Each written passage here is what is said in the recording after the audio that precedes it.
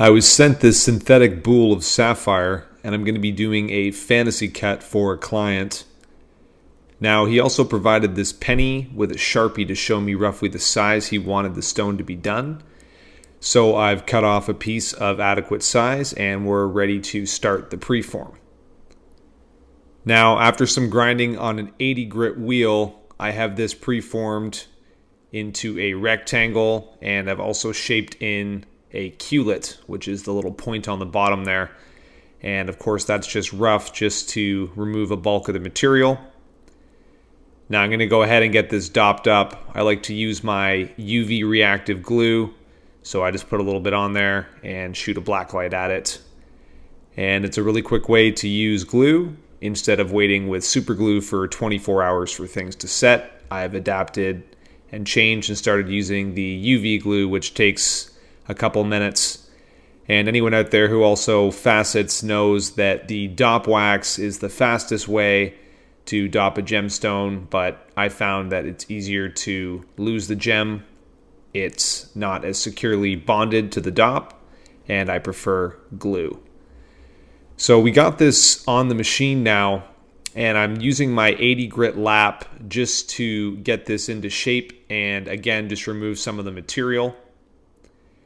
And like always, I start on the girdle first, and now I'm just going to go in and properly shape out the culet on the pavilion of this stone here, since I did it by hand to start, and it's going to look a little better and properly shaped in and proportionate after using the faceting machine.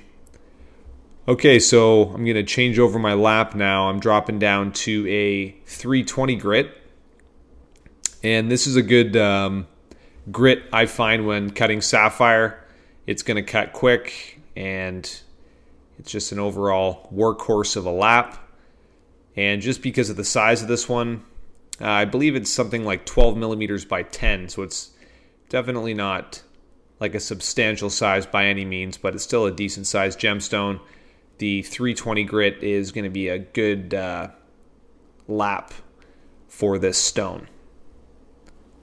So I'm just cutting in the base here, and I'm going to be doing a fantasy cut. So what I'm going to do here is I'm going to shape in the pavilion, and I'm going to cut it to a 1200 grit. Then I'm going to end up transferring over to my fantasy machine to do my carvings, and we will come back to the flat lap to do the polish. Okay, so there's the finish of the 320 grit. You can still see the scratches and whatnot there. And we are going to be ready now to jump to my 1200 sintered.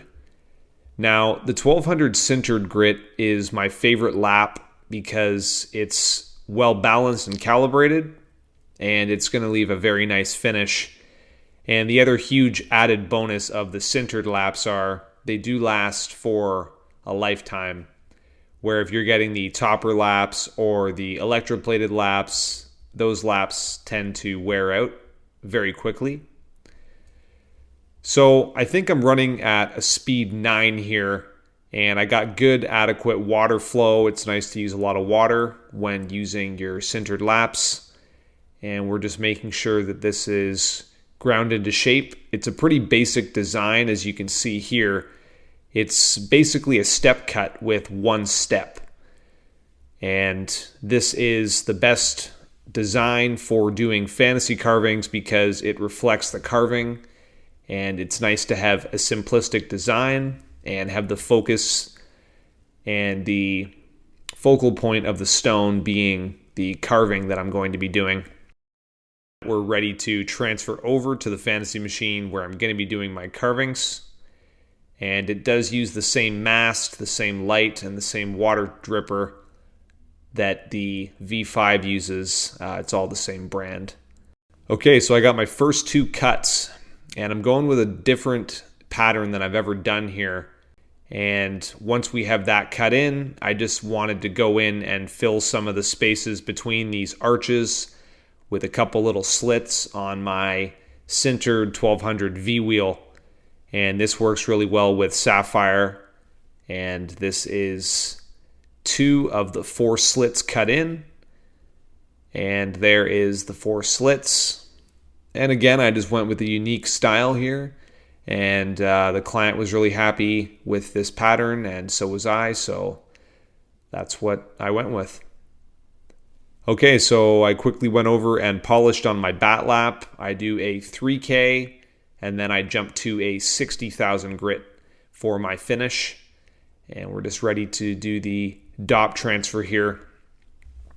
Now there's a little debate in the community about which grit to finish on, and I've done a couple tests. I can't even personally see a difference between 60,000 and 100,000 grit, and some people even go as far as finishing on 200,000 grit.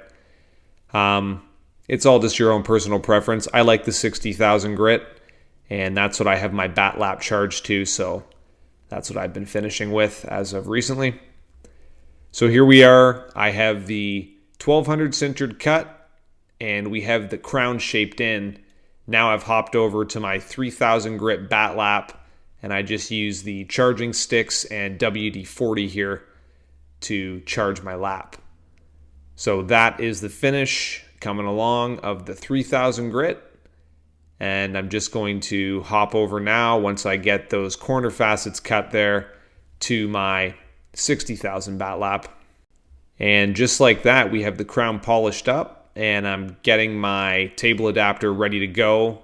We're going to cut the final facet, and I'm going to show you guys the finished result.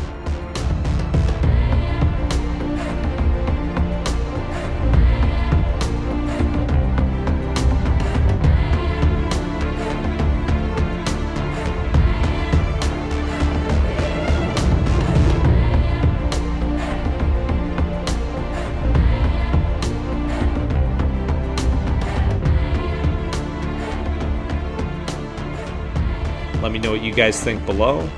And if you'd like to see some more fantasy cutting, make sure to leave a like on this video.